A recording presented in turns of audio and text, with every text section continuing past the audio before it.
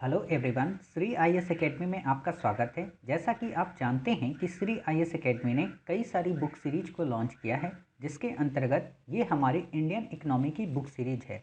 इसमें ऑलरेडी हमारे 8 पार्ट आ चुके हैं। ये हमारा पार्ट 9 है। इसमें हम देखेंगे शेयर मार्केट से संबंधित जो शब्दावलियाँ शेष रह गई हैं वो कौन सी हैं। तो चलिए शुरू करते हैं। जैसे आपने इससे पहले के प्रीवियस पार्ट में कई सारी शब्दावलियों का अध्ययन किया था, जिसमें हमने लास्ट में प्रेफरेंस शेयर के बारे में जानकारी ली थी। क्लियर। प्रेफरेंस शेयर में हमने ये पढ़ा था कि ये वो शेयर होते हैं जिसमें शेयर धारक को लाभ मिलता है, यानी कि कंपनी के प्रॉफिट में लाभ की हिस्सेदारी होती है, बट उसे वोटिंग राइट नहीं मिलता। क्लियर। इस बात को आपने अपने पिछले पार्ट में अध्ययन कर लिया था। इस पार्ट में हम देखेंगे कि इक्विटी शेयर प्रेफरेंस शेयर से किस प्रकार विभिन्नता को दर्शाते हैं। तो आपको पता हो, इक्विटी शेयर का मतलब होता है समता शेयर। समता शेयर मतलब कि वे शेयर धारक जिनका कंपनी के लाभ के साथ साथ हानि में भी हिस्सेदारी होती है, साथ ही उन्हें वोटिंग का भी राइट मिलता है। क्लियर। कहने का मतलब कि जब आप प्रेफरेंस शेयर पढ़े थे तो आपने वहां देखा कि पर्सन को केवल लाभ का हक होता है, उसे हानि से कोई मतलब नहीं। साथ ही आपने ये भी देखा था कि उसे प्रॉफिट मिलता है बट वोटिंग का राइट नहीं मिलता। लेकिन इक्विटी शेयर में वोटिंग का भी राइट मिलता है, प्रॉफिट भी मिलता है, और अगर लॉस होता है तो उसे सहन करना पड़ता है। क्लियर। तो आप समझ गए कि इक्विटी शेयर क्या होते हैं। यूपीएससी आपसे पूछ सकती है और ऑलरेडी यूपीएससी ने पूछा भी है। फिर है इनसाइडर ट्रेडिंग। जैसा कि मैंने आपसे कहा था कि आप शेयर मार्केट से संबंधित अगर काफ़ी अच्छे तरीके से शब्दों को जानना चाहते हैं तो आप बाजार मूवी को ज़रूर देखें। क्लियर।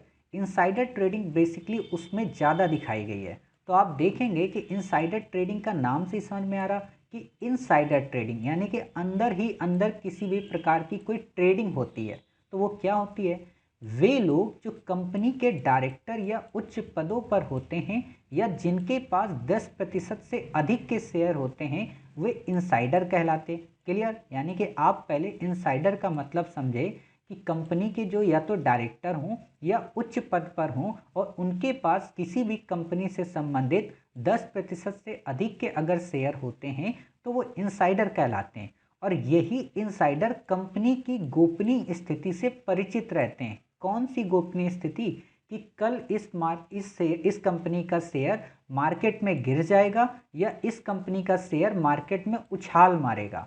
इसी को कहा जाता है इनसाइडर ट्रेडिंग। समझ गए।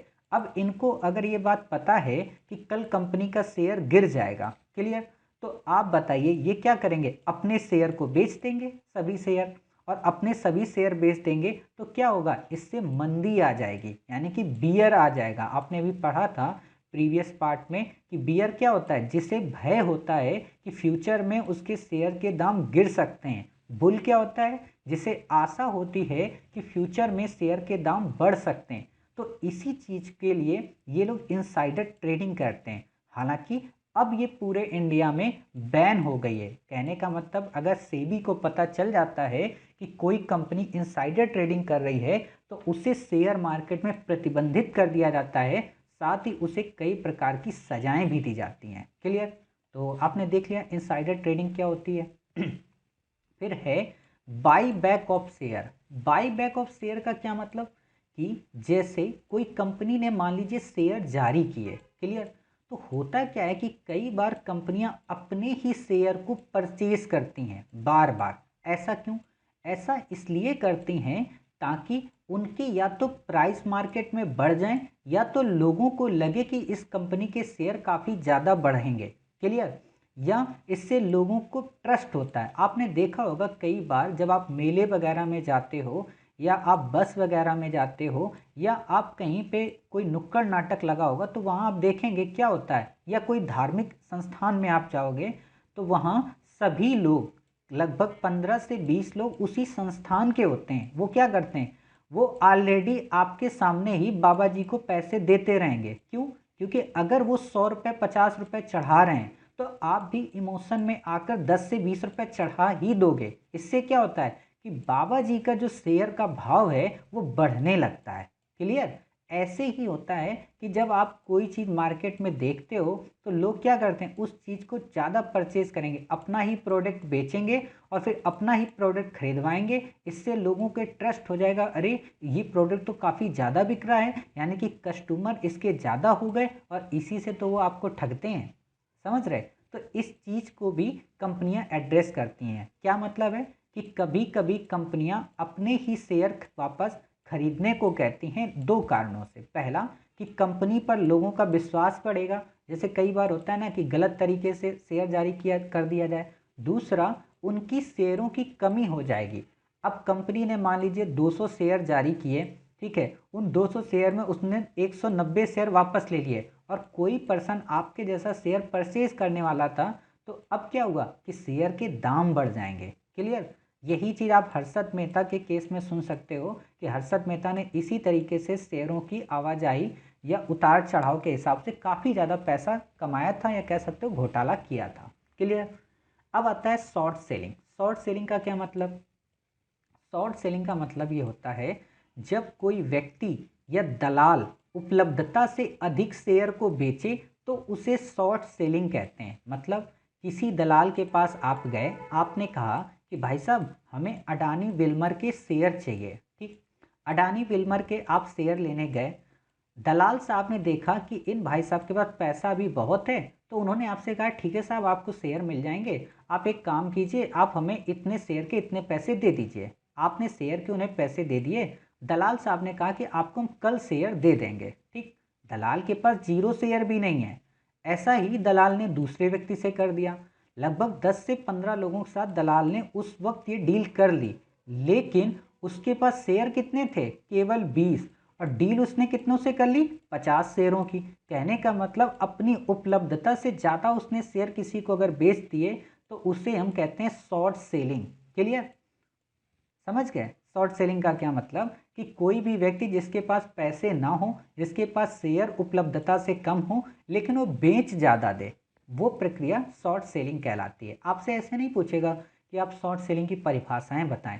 आपसे क्वेश्चन ऐसे पूछेगा कि इनसाइडर ट्रेडिंग और शॉर्ट सेलिंग जैसी शब्दावलियां किससे संबंधित है? क्या ये बैंक से संबंधित है, क्या ये बीमा से संबंधित है, या फिर ये शेयर मार्केट से संबंधित है? तो आप कहेंगे शेयर मार्केट से संबंधित है। क्लियर? अब हमारा है अगला रोलिंग सेटलमेंट। रोलिंग सेटलमेंट का क्या मतलब?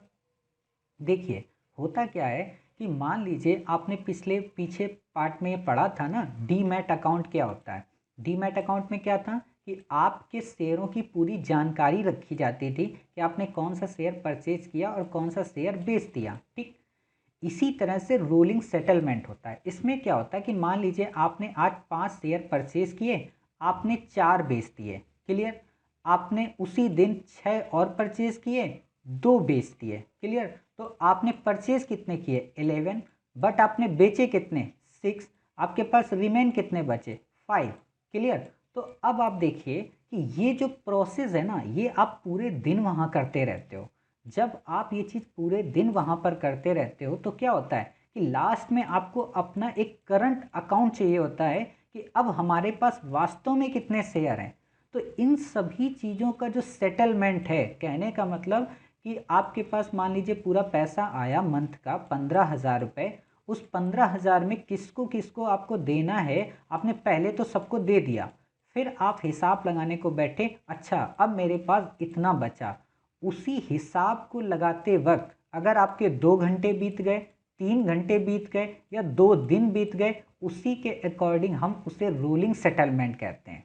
समझे? मतलब कि अगर कोई बंदा शेयर खरीद रहा है, बेच रहा है, और उसका पूरा का पूरा सेटलमेंट, यानी कि निष्कर्ष तौर पे ये पता चले कि उसके पास कितने रुपए बचे, वो अगर 5 दिन में पता चलते हैं तो उसे T+5 कहते हैं। अगर वो 2 दिन में पता चलते हैं तो उसे T+2 कहते हैं। क्लियर? तो ये बातें हैं कि ट्रांजेक्शन प्लस 2 डेज, यानी कि 2 डेज ट्रांजेक्शन अगर 2 दिन में हो रहा तो T+2 कहलाएगा, और 5 दिन में हो रहा तो उसे T+5। यानी कि किसी व्यक्ति ने आज शेयर खरीदे तो उसके पुराने शेयरों का पूरा सेटलमेंट हो जाएगा, ठीक। फिर आता है हमारा स्वीट शेयर। स्वीट का मतलब ये बिल्कुल मत समझिए कि ये देखने में मीठे होते हैं या खाने में टेस्टी होते हैं, बिल्कुल भी नहीं। इनका मतलब है कि जब कोई कंपनी अपने कर्मचारियों को मुफ्त में या छूट में शेयर जारी करती है तो वो स्वीट शेयर कहलाते हैं। आपने बोनस शेयर पढ़ा था ना, बिल्कुल स्वीट शेयर और बोनस शेयर सेम ही होते हैं। ठीक है, कि मान लीजिए आपने कोई कंपनी इस्टेब्लिश की, 1,000 रुपये का उसमें एक शेयर है, लेकिन कंपनी ने अपने कर्मचारियों को या अपने किसी पसंदीदा व्यक्ति को 800 रुपये में वो शेयर जारी कर दिया, इसे ही हम कहेंगे ये स्वीट शेयर है। क्लियर। फिर आता है सर्किट ब्रेकर। ये बेसिकली आज की करंट सिचुएशन में आप काफ़ी बार चर्चा में सुनते हो। सर्किट ब्रेकर क्या होता है, नाम से ही समझ में आ रहा, ब्रेकर। ब्रेकर का मतलब रोकने वाला, कोई ब्रेक है, कोई चीज़ रोकता होगा। क्या रोकता है कि यदि बाजार में शेयर मार्केट बहुत तेज़ी से बढ़ता है या घटता है तो उसे सर्किट ब्रेकर कहते हैं। मतलब आपने देखा होगा जब यस बैंक कोलैप्स कर रही थी तो उसके जो शेयर 400 रुपये के थे, 2 घंटे बाद 220 रुपये के हो गए, उसके 2 घंटे बाद 110 के हो गए और अगले दिन वो 16 रुपये तक में आ गए। और जब 16 रुपये में आ गए ना, तब शेयर मार्केट को बंद करना पड़ा। इसी चीज़ को कहते हैं सर्किट ब्रेकर, कि जब किसी शेयर का जब शेयर मार्केट में किसी कंपनी का शेयर के भाव एकदम से गिरने लगते हैं या एकदम से बढ़ने लगते हैं तो वो सर्किट ब्रेकर का हम उपयोग करते हैं। क्लियर। अगर हम देखेंगे कि भारत में डबल सर्किट का उपयोग होता है। डबल सर्किट का मतलब 2 बार सर्किट ब्रेकर लगाए जाते हैं। कैसे कि 10% से बढ़े या घटे तो 1 घंटे के लिए हम शेयर मार्केट बंद कर देते हैं, 15% से बढ़े या घटे तो 2 घंटे के लिए, और 20% से बढ़े या घटे तो पूरे दिन के लिए हम शेयर मार्केट को बंद कर देते हैं। क्लियर। आप समझ गए कि येस बैंक में किस तरीके से सर्किट ब्रेकर का यूज हुआ। क्लियर। चलिए अब हमने उन शब्दावलियों को कंप्लीट कर लिया लगभग शेयर मार्केट की। अब जो शब्दावलियां हैं ये काफ़ी इम्पॉर्टेंट हैं और काफ़ी कंफ्यूजिंग वाली हैं। कंफ्यूजिंग वाली मतलब कि कई बार स्टूडेंट्स को एडीआर, जीडीआर और आईडीआर नहीं समझ में आता। अब आपके मन में भी आया होगा कि सर एडीआर होता क्या है।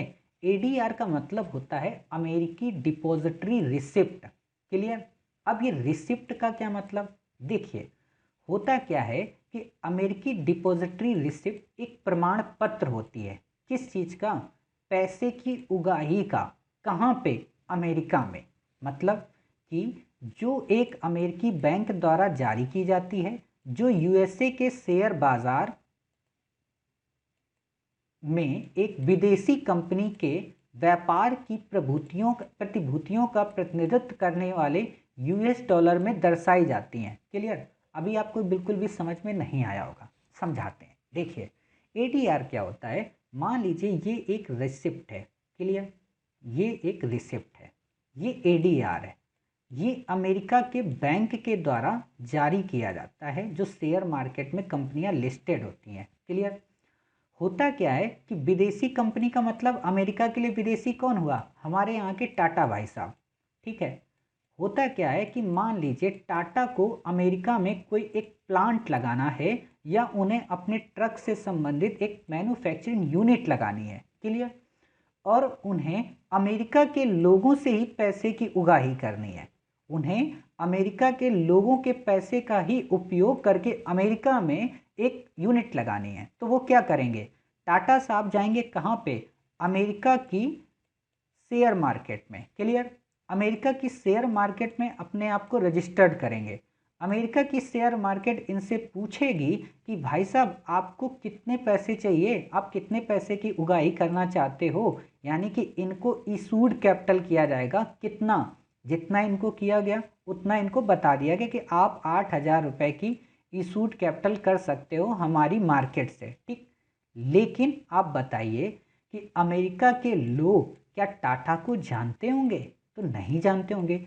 जब अमेरिका के लोग टाटा को नहीं जानते होंगे तो टाटा पे ट्रस्ट कैसे करेंगे, और अगर टाटा पे ट्रस्ट नहीं कर सकते तो फिर टाटा को पैसा नहीं मिलेगा। तो टाटा क्या करते हैं कि अमेरिका की बैंक के पास जाते हैं और अमेरिकी बैंक से कहते हैं कि आप हमारी गारंटी ले लो। अमेरिका की बैंक को गारंटी इसलिए मिल जाती है क्योंकि टाटा अपनी कई सारी प्रतिभूतियां जमा कर देते हैं इनके पास, या भारत सरकार की तरफ से गारंटी दिलवा देते हैं कि भाई साहब देखिए हमारे पीछे भारत सरकार है। ठीक। अब अमेरिका की बैंक ने इनको गारंटी दे दिया।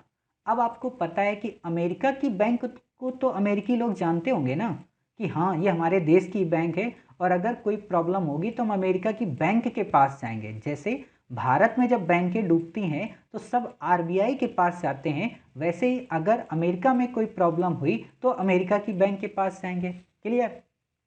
तो उस अमेरिकी बैंक ने क्या किया कि अपनी तरफ से कई सारी प्रतिभूतियां, कई सारी रिसिप्ट जारी कर दी। किसको? टाटा को, टोकन के रूप में। और टाटा ने उन्हीं टोकन का उपयोग किया वहां से पैसे की उगाही में। क्लियर? इसे ही कहा जाता है एडीआर, यानी कि अमेरिकी डिपॉजिटरी रिसिप्ट।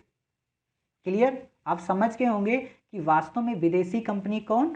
टाटा के द्वारा अमेरिका में पैसे की उगाही के लिए जिस रिसिप्ट की जरूरत पड़ती है उसे ही हम कहते हैं एडीआर।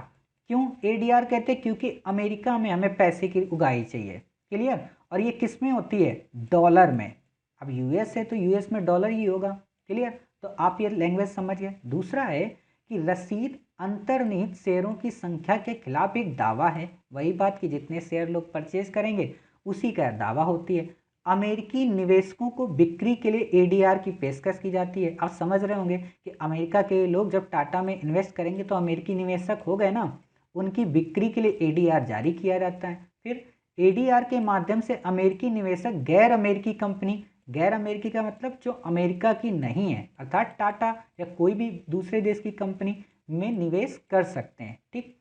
एडीआर धारकों को लाभांश का भुगतान अमेरिकी डॉलर में किया जाता है। मतलब अगर टाटा यूनिट को वहाँ पे लाभ मिलता है और जैसा ही लोगों ने वहाँ पे शेयर परचेज किए हैं, अगर इक्विटी शेयर परचेज किए हैं, प्रेफरेंस शेयर परचेज किए हैं, तो ये डिपेंड करता है। अब आपके मन में आ रहा होगा कि इक्विटी शेयर क्या होता है, प्रेफरेंस शेयर क्या होता है। इक्विटी में प्रॉफिट और लॉस ऑफ वोटिंग तीनों होती है, जबकि प्रेफरेंस में केवल और केवल प्रॉफिट होता है। ठीक? तो अमेरिकी डॉलर में किया जाता है। फिर आप देखिए कि एडीआर आसानी से हस्तांतरणीय है बिना किसी स्टाम्प शुल्क के। मतलब कोई भी पर्सन अपना एडीआर किसी दूसरे व्यक्ति को बेच सकता है वहाँ अमेरिका के। क्लियर? यही चीज़ देखिए मैंने आपको एक डायग्राम के माध्यम से बताई कि टाटा जाएंगे अमेरिका की बैंक के पास इन्वेस्ट कराने के लिए, मार्केट यूएसए की, इंडिया कंपनी लिस्टेड होगी। क्लियर? उसे ही वहाँ की कंपनी पैसा जारी करेगी। क्लियर? अमेरिकन लोगों से पैसा एकत्र करने का तरीका है विदेशी लोगों यानी कि टाटा के लिए। अब ये तो हमने पढ़ लिया अमेरिका के लिए। इसी तरीके से ग्लोबल यानी कि अमेरिका को छोड़कर विश्व के अन्य किसी भी देश में अगर आपको पैसे की उगाही करनी है तो उसके लिए आप जीडीआर जारी करेंगे। क्लियर? जीडीआर क्या है? ग्लोबल डिपॉजिटरी रिसिप्ट एक उपकरण है जिसका उपयोग विभिन्न देशों के वित्तीय बाजारों को एक साथ टैप करने के लिए किया जाता है। वही बात कि अगर आपको मान लो ब्राज़ील में कोई पैसा इन्वेस्ट करना है, आपको ब्रिटेन में पैसा इन्वेस्ट करना है, आपको ऑस्ट्रेलिया में अडानी साहब अगर अपनी कोई फैक्ट्री लगा रहे हैं तो वो जब पैसे उगाही करेंगे तो जीडीआर के माध्यम से। क्लियर? चलिए, जीडीआर को कौन देखता है? एडीआर को तो अमेरिकी बैंक देखता है, तो जीडीआर को कौन देखता होगा? इसको भी कोई बैंक देखता है। तो वो कौन सी है? इंटरनेशनल डिपॉजिटरी बैंक द्वारा रसीद जारी की जाती है एक विदेशी कंपनी में निश्चित संख्या में शेयरों का प्रतिनिधित्व करने वाले एक से अधिक देशों में। ठीक? और क्या जीडीआर में अमेरिका शामिल होगा? नहीं शामिल होगा, क्योंकि अमेरिका के लिए तो हमने अलग से पढ़ा ना एडीआर। क्लियर? और ये यूरोप द्वारा जारी की जाती है वर्ल्ड को। क्लियर? आपने एक चीज़ें क्लियर कर ली कि एडीआर क्या हुआ, जीडीआर क्या हुआ। एडीआर अमेरिका के लिए, जीडीआर सारे विश्व के लिए। ठीक? जीडीआर के लिए prior approval of ministry of finance and FIPB foreign investment promotion board की आवश्यकता होती है। मतलब कि अगर टाटा साहब को जीडीआर के तहत पैसे की उगाही करनी है तो यहाँ से हिंदुस्तान के फॉरेन इन्वेस्टमेंट प्रमोशन बोर्ड से अप्रूवल लेना पड़ेगा। क्लियर? तभी तो। और वैसे भी आप बताइए कौन सा देश अपने देश से बाहर इन्वेस्टमेंट को प्रमोट कराएगा? क्लियर? हम तो चाहेंगे कि आप यहीं पे लगाएं, यहीं के लोगों को रोजगार दें। ठीक है? तो मानने के लिए हमने बस माना। अब हमने एडीआर जीडीआर पढ़ लिया है, लेकिन अगर कोई विदेशी व्यक्ति हमारे यहाँ आकर पैसा इन्वेस्ट कर लेना चाहता है, फेसबुक मान लीजिए इंडिया में आकर इंडियन लोगों से पैसे की उगाही करना चाहती है, तो फेसबुक को पैसा किस माध्यम से मिलेगा? तो फेसबुक को मिलेगा आईडीआर के माध्यम से। समझ गए? जैसे अमेरिका के निवेशक किस पे भरोसा करते हैं? एडीआर पे। उसी प्रकार इंडियन जो इन्वेस्टमेंट है वो किस पर भरोसा करते हैं, आईडीआर पे, यानी कि इंडियन डिपॉजिटरी रिसिप्ट। क्लियर। भारतीय निवेशक विदेशी कंपनियों में, विदेशी मतलब जो इंडियंस ना हो, में निवेश करने के लिए आईडीआर खरीदते हैं जो भारतीय बैंक या सेबी में रजिस्टर्ड वित्तीय कंपनियों के द्वारा जारी किए जाते हैं। क्लियर। अब ये काफ़ी आसानी से आप समझ गए होंगे कि आईडीआर क्या होता है, जीडीआर क्या होता है और एडीआर क्या होता है। यूपीएससी ने क्वेश्चन इसमें पूछा है, इसलिए इन क्वेश्चन को आप काफ़ी अच्छे से टैकल करिए। फिर है हमारा P notes. Already P notes पे यूपीएससी क्वेश्चन पूछ चुकी है। पी नोट्स का मतलब है पार्टिसिपेटरी नोट्स। इसका क्या मतलब, 2015 से पहले पी नोट्स बहुत बड़ी डिमांड होती थी एफपीआई के तहत। एफपीआई का मतलब फॉरेन पोर्टफोलियो इन्वेस्टमेंट। ये क्या होता है इसे हम अपने अगले पार्ट में काफ़ी डिटेल में पढ़ेंगे। क्लियर। इन्वेस्टमेंट के तहत एफपीआई का मतलब होता है किसी कंपनी में 10% का निवेश, जबकि एफडीआई का मतलब होता है 10% से अधिक। देखिए सामान्य तौर पे एफपीआई और एफडीआई का क्या डिफरेंस है। एफडीआई जब आती है तो एफडीआई का मतलब ये होता है कि वो कंपनी में इन्वेस्ट करेगी, अपनी मैन्युफैक्चरिंग यूनिट इस्टेब्लिश करेगी। क्लियर। मान लीजिए एफडीआई का मतलब आप ऐसे समझिए कि एप्पल की कंपनी इंडिया में आएगी, अपना कारखाना लगाएगी, लोगों को मजदूरी देगी, रोजगार देगी, ये सारी चीज़ें करेगी। लेकिन एफपीआई में क्या होता है कि कोई विदेशी कंपनी इंडियन कंपनी में सिर्फ पैसे का इन्वेस्टमेंट कर देगी शेयर मार्केट में, वो अपना कारखाना वगैरह नहीं लगाएगी। इसीलिए कहा जाता है कि एफपीआई काफ़ी खतरनाक होती है। क्यों? क्योंकि ये कभी भी वापस जा सकती है। लेकिन एफडीआई का वापस जाना उतना आसान नहीं होता, क्योंकि इनकी यहाँ पे मैन्युफैक्चरिंग यूनिट लगी होती हैं। क्लियर। ये समझ गए। फिर है कि अब दोनों को समान किया जा रहा है, ये आपसे नहीं पूछेगा अभी, जब हम आगे पढ़ेंगे एफडीआई एफपीआई को तो वहाँ क्लियर करेंगे। हमें बेसिकली देखना है participatory notes, P notes. P notes होते क्या हैं। देखिए कोई भी विदेशी व्यक्ति बिना केवाईसी यानी कि नो योर कस्टमर के या बिना सेबी में रजिस्ट्रेशन के भारतीय शेयर मार्केट में निवेश करना चाहता है तो हम उसे पी नोट्स जारी करते। मतलब कि मान लीजिए आपका कोई फ्रेंड है, ठीक है, वो आपसे कह रहा है कि भाई साहब आप हमारे पैसे को इन्वेस्ट कर लीजिए अपनी कंपनी में, बट आप मेरा नाम कहीं पर मत दर्शाइए, क्योंकि हम नहीं चाहते कि कोई व्यक्ति हमसे पूछे कि आपने शेयर मार्केट में पैसा इतना क्यों इन्वेस्ट किया। साथ ही वो डर इस बात से रहा है कि उसके घर वाले कहीं उससे नाराज़ ना हो जाएं। क्लियर। होता है कई बार हम अपना पैसा ऐसी जगह इन्वेस्ट करते हैं जिसमें हम अपने घर वालों को नहीं बताते। क्लियर। तो वही चीज़ विदेशी करते हैं कि अपने दोस्त की कंपनी में इन्वेस्ट कर देते हैं। उनको डर लगता है अगर घाटा हो गया तो घर वाले डांटेंगे, तो इसीलिए जब वो इन्वेस्ट करते हैं तो बिना सेबी में रजिस्ट्रेशन के अपना पैसा इन्वेस्ट करवा देते हैं। और जब अपना पैसा शेयर मार्केट में इन्वेस्ट करा देते हैं तो इससे क्या होता है, इससे उन कंपनियों के शेयर के भाव काफ़ी बढ़ जाते हैं जिन कंपनियों के शेयर ये परचेज करते हैं। क्लियर। और दूसरी बात, सेबी को इस बात की कोई जानकारी नहीं होती कि वास्तव में किसने शेयर को परचेज किया है, तो ये काफ़ी खतरनाक होते हैं। इसीलिए भारत सरकार ने या सेबी ने क्या किया, अब इनके रूल्स एंड रेगुलेशन चेंज कर दिए हैं। काफ़ी सारी चीज़ों से पी नोट्स को हटा दिया गया कि अगर आपको पी नोट्स खरीदना है तो केवल इन्हीं सेक्टर्स में आप परचेज कर सकते हो और सेक्टर में परचेज नहीं कर सकते हो। क्यों? क्योंकि मान लीजिए पहले क्या होता था, रियल सेक्टर में लोग शेयर ज़्यादा परचेज करते थे तो रियल सेक्टर में बूम आ गया। रियल सेक्टर मतलब ये जो आपकी प्लॉटिंग फ्लैट वगैरह ये सारी चीज़ें होती ज़मीन से संबंधित, तो इनमें बूम आ गया। इसीलिए आप देखोगे कि एक टाइम पीरियड पे नोएडा और ग्रेटर नोएडा के जो प्राइस थे वो काफ़ी ज़्यादा बढ़ गए थे, लेकिन अब वो क्या हो गए, वो पूरी तरह से बूम की समाप्ति से ख़त्म हो गए। अब वहाँ मंदी आ गई। ठीक। एफपीआई फॉरेन इन्वेस्टमेंट इंस्टीट्यूशन द्वारा खरीदेगा, वही रसीद ही पी नोट्स होती है। ठीक। भारत में आसानी से ज़्यादा धन आ जाता है, जैसे कि कई सारे लोग पी नोट्स के जरिए भारत में अपना पैसा भेज देते हैं। इसीलिए पी नोट्स एक तरह की हॉट मनी होती है। हॉट का मतलब ये बिल्कुल नहीं होता है कि आप इसे छुएंगे तो ये काफ़ी गर्म होती है, ऐसा नहीं है। हॉट मनी का मतलब ये होता है कि इसका पलायन काफ़ी तेज़ी से होता है लाभ के लिए, जो कि हानिकारक है। मतलब आप देखेंगे कई सारे पर्सन आपकी लाइफ में ऐसे होंगे जिनको जहाँ पर प्रॉफिट होगा वहीं तक आपका साथ देंगे। जिस दिन उनको ये लगा कि आपसे उनका प्रॉफिट ख़त्म, उस दिन वो पलायन कर जाएंगे, कहीं और चले जाएंगे। ठीक, इसीलिए वो पर्सन काफ़ी खतरनाक होते हैं। कहा जाता है कि आप एक पर्सन रखो लेकिन वो ऐसा हो जो आपकी लाइफ में बना रहे। क्लियर, वो हॉट मनी की तरह ना हो कि जहाँ उसे प्रॉफिट दिखा वो वहीं पलायित हो गया। क्लियर। फिर है, इससे क्या समस्या आ रही थी? मनी लॉन्ड्रिंग की समस्या आ रही थी। मनी लॉन्ड्रिंग का क्या मतलब होता है? मनी लॉन्ड्रिंग का मतलब ये होता है कि हवाला के जरिए पैसा आना, मतलब सरकार की नज़र में वो पैसा नहीं रहता है, बिना टैक्स का वो पैसा होता है। ठीक, उसमें टैक्स पे नहीं किया जाता है। या फिर ब्लैक मनी के खतरे भी बढ़ जाते हैं। काफ़ी सारे लोग पी नोट्स के जरिए अपना पैसा इन्वेस्ट करके रखते हैं। पी नोट्स अब सबको जारी करने की अनुमति नहीं होती, जैसा कि मैंने आपको बताया। अब केवल पी नोट्स कहाँ जारी किए जाते हैं?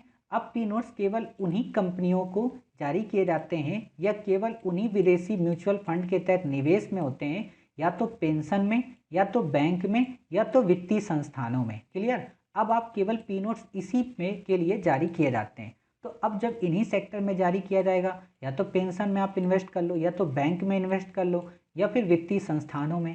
अब आपसे ये तो नहीं कहा जाएगा कि आप रियल सेक्टर में करो, तो जब रियल सेक्टर में नहीं होगा तो वहाँ बूम आएगा ही नहीं। क्लियर, तो ये आपने देख लिया। फिर है, अब एफआईआई पर यानी कि अब एफआईआई पर केवीसी का दबाव भी डाला जाता है। एफआईआई का मतलब फॉरेन इन्वेस्टमेंट इंस्टीट्यूट, यानी कि ये जानकारी लेता है कि केवाईसी आप अपनी दें, कौन सा कस्टमर है, क्यों पैसा इन्वेस्ट करना चाहता है, ये सारी इन्फॉर्मेशन ली जाती है और इसे कई वर्गों में बांट दिया गया। क्लियर।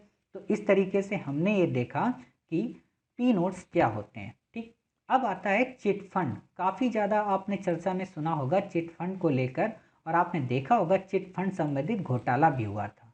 बेसिकली ये एक प्रकार की बचत योजना होती है जहां निर्धारित अवधि में किस्तों में निर्दिष्ट संख्या में अंशदान भुगतान में योगदान देता है। ठीक है, एससी के तहत अब इसे समवर्ती सूची में रखा गया। तमिलनाडु, आंध्र प्रदेश, केरल में कानून भी बनाए गए। वित्त मंत्रालय ने भी कानून बनाया और पूंजी की आवश्यकता 1 लाख रुपए 10% से कम मुनाफे को आरक्षित निधि में जमा करना होगा, और ये राज्य सरकार की अनुमति के अंतर्गत होता है। आपने सोचा होगा मैं इतनी जल्दी सब पढ़ गया, चिट फंड तो आपको समझाया ही नहीं, तो बिल्कुल भी ऐसा नहीं है। देखिए, चिट फंड का मतलब ये होता है कि आप एक तरीके से देखे होंगे कई सारे लोग पैसा अपना कैसा इन्वेस्ट करते हैं। एक होता है म्यूचुअल फंड कि आप उसमें अपना पैसा इन्वेस्ट करते हैं।